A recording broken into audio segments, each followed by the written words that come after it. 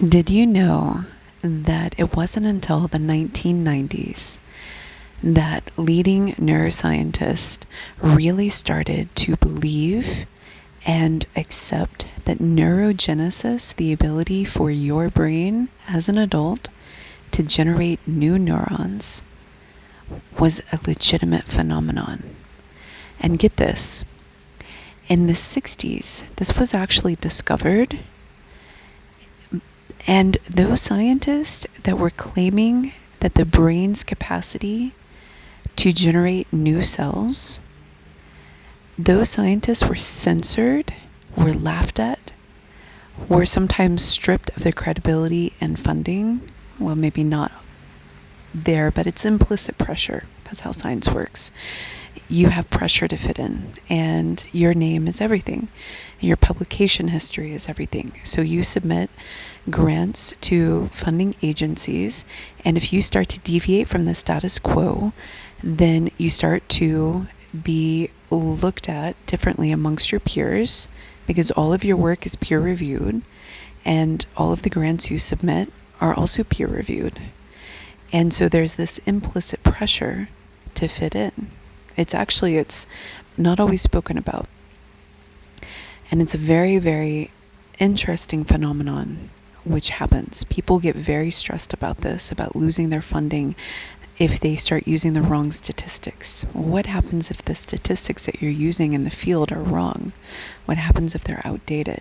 Anyway, the point is that in the 60s and the 70s, scientists were trying to tell everybody, hey, this is a thing.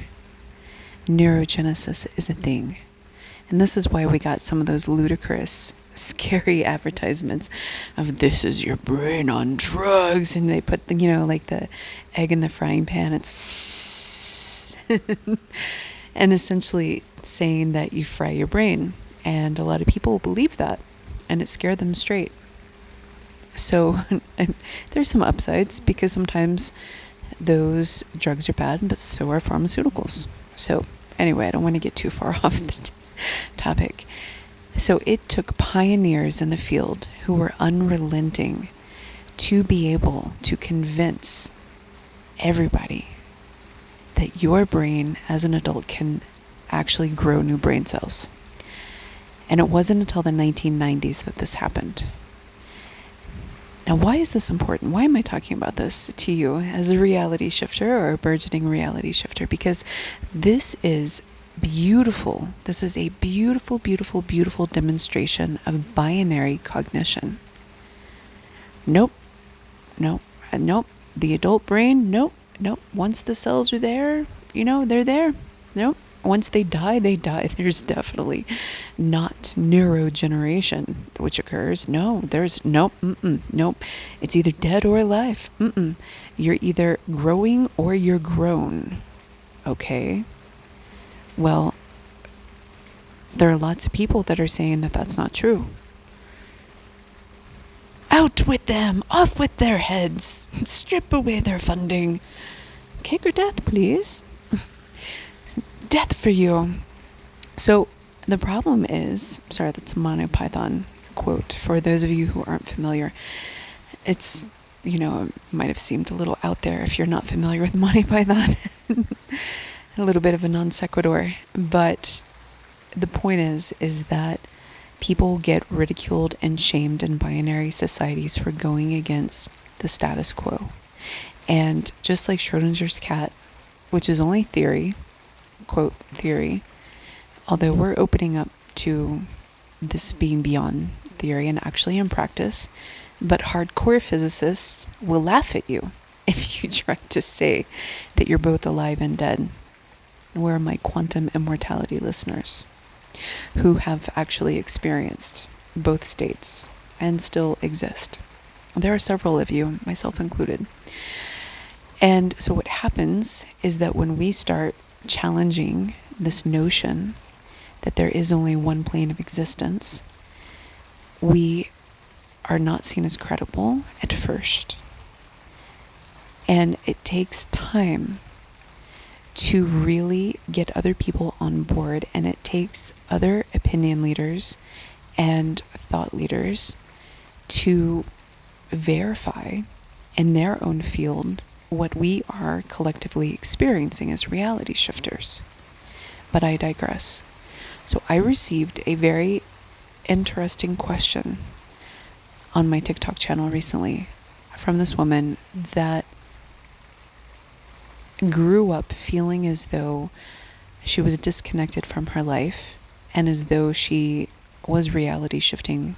She didn't say it that way, but I'm summarizing. She felt as though she had been reality shifting all of her life, but didn't understand how her world could be so unchanging. And this is such a beautiful question because it really demonstrates the challenge of binary cognition and some of these principles that I've been talking about in different ways,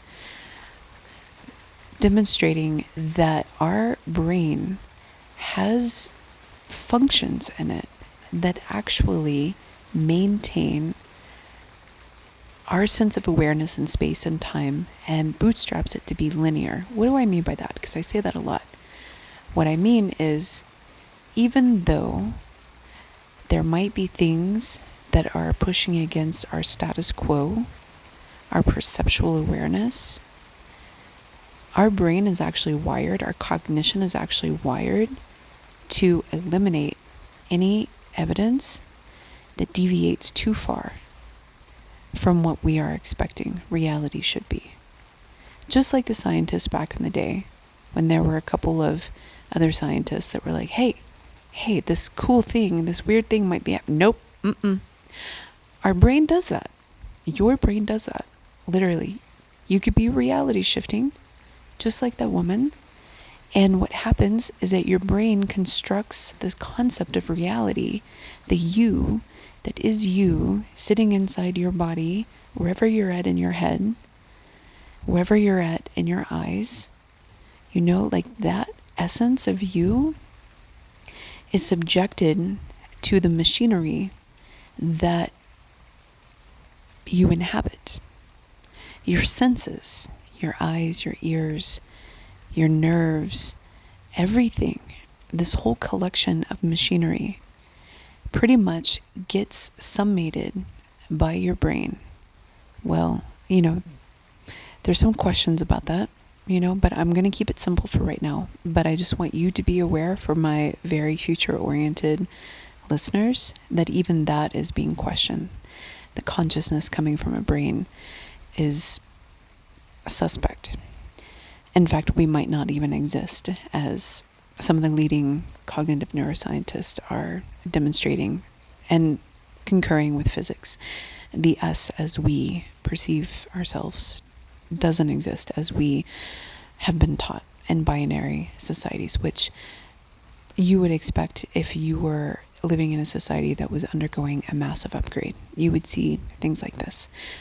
But let's keep it very simple for now. The old way of thinking about this was that you have this piece of meat in your skull. I hate to say it like that. That sounds so gross. Sorry. You have this collection of matter, cells, and all sorts of stuff in your skull. And it does some abracadabra magic and boots up every morning and goes to sleep every night and does some stuff in the background and also computes and holds this construct of reality that your sensory system is telling you exists. But we now know, and we've known for a while, I should say, that it is actually incomplete and inadequate. In fact, we only see a tiny little fraction of the visible light spectrum, indicating that there's this whole world which exists beyond our ability to actually perceive it. And we live our life based on this construct of reality. And it just so happens that if you are in human form, like most of my listeners are, and from a binary society, which means that the very nature of how you were born was a cell splitting in two, and then those splitting, and then those splitting, and those splitting. So it's always one becomes something else, and the foundation of our infrastructure, our technological infrastructure, is binary as well, our computing. This is an extension of our cognition because our ability to craft tools and solve problems is only as advanced as our ability to think about them, right? And so if you can only make binary machines that are based on little gates and switches and 0 and 1, then obviously that's a reflection of your ability, our ability, I should say, to problem solve. And so therefore, we could deduce that we have a tendency to see things in black and white. And of course, it's on a spectrum. We would have a tendency to see things as either dead or alive. Definitely not both. You get the point, right?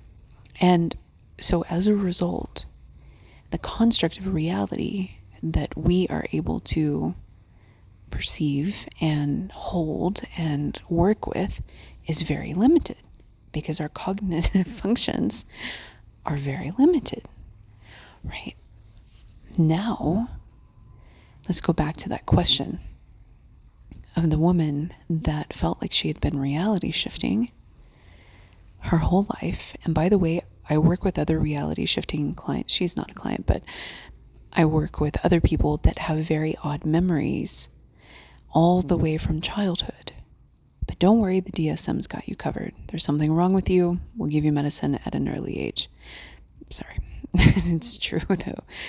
And so as a result, if you're not fitting into the status quo, people think that there's something wrong with you in binary societies. Or you could naturally have upgraded sensory and memory centers, but not the cognitive centers, or a better way to say it, not the cognitive framework that you're fitting into.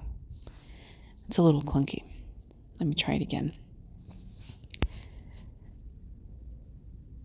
The problem that I see with her story and with other people that are, in my opinion, clearly reality shifting, because I have a framework for reality shifting. The problem that I see is that they don't have the framework for reality shifting, and so they think that there's something wrong with them because that's what binary societies tell them.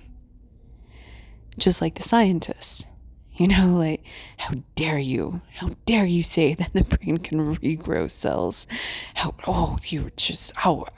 Literally, there is a PubMed paper I read the abstract of just to refresh myself on the history and the dates. There's a PubMed paper that actually talks about how people were censored. Scientists were censored and shamed for trying to say that there was a different way that the brain was working. So, of course, imagine you are a child growing up in a world that doesn't believe in reality shifting. So what happens? You get told that there's something wrong with you because you don't have a framework of reality shifting. Now, fast forward decades into the future, we have a framework of reality shifting. So now lots of neurodivergent people are coming to me and going, having conversations out there in the ether saying, what? I may have been reality shifting this entire time. Holy F. You mean I don't have this diagnosis? I don't have that? I mean, I don't know. Maybe. But reality shifting is a distinct phenomenon which could alternatively explain some of the weirdness that you have been experiencing for most of your life.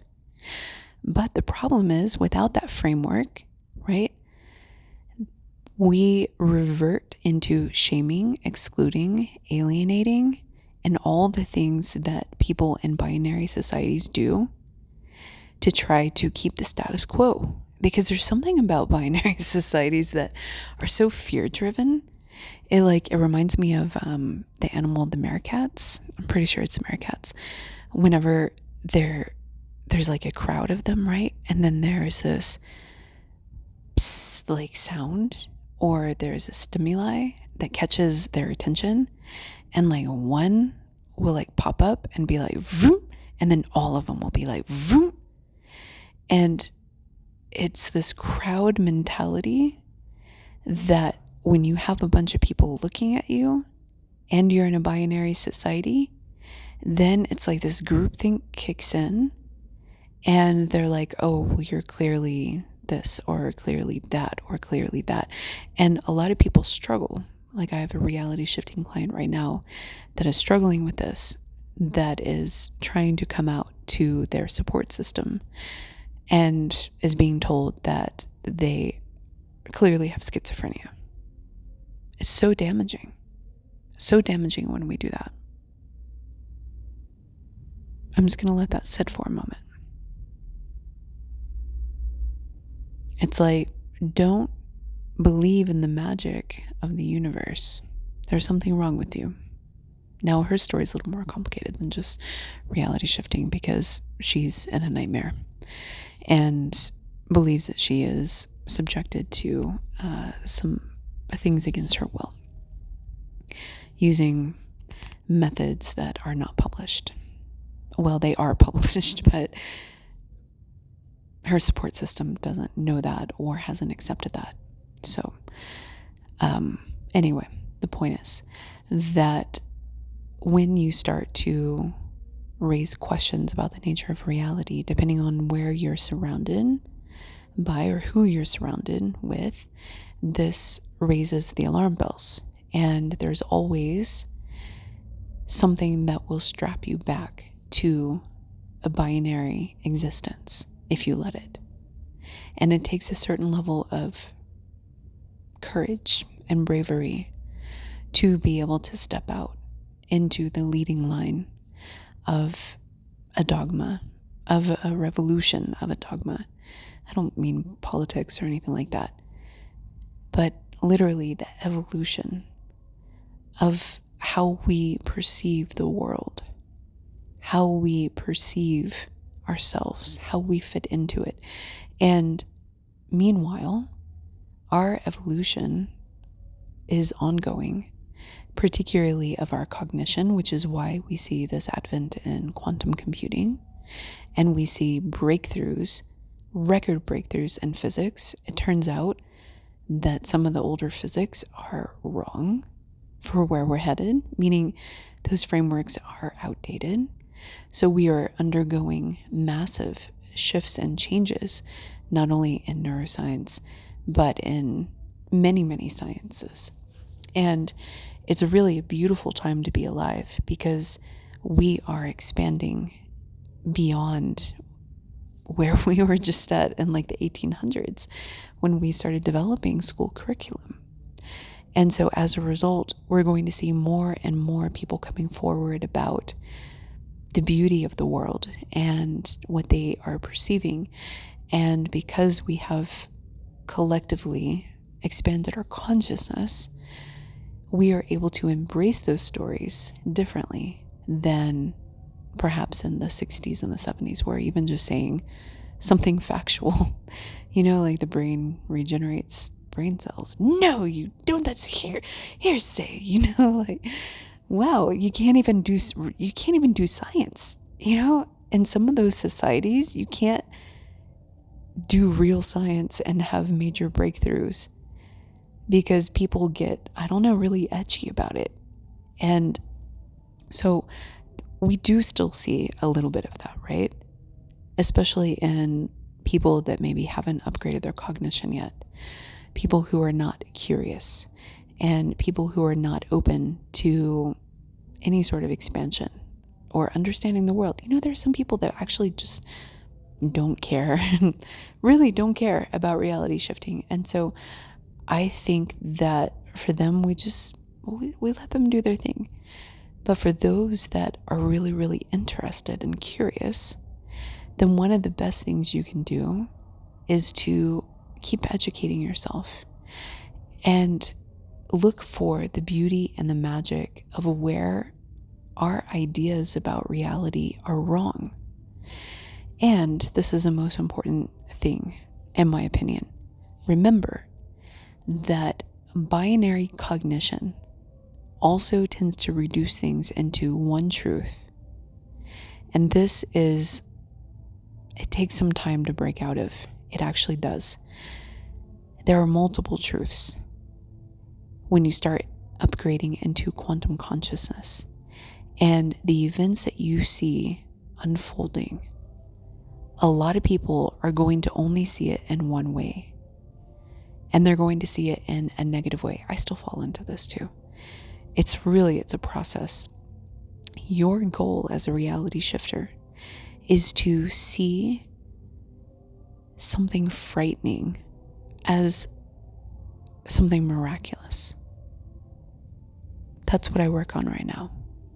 There's always an alternative explanation. Is there a frightening one? Absolutely. But there's also a miraculous one. All right, we'll talk soon.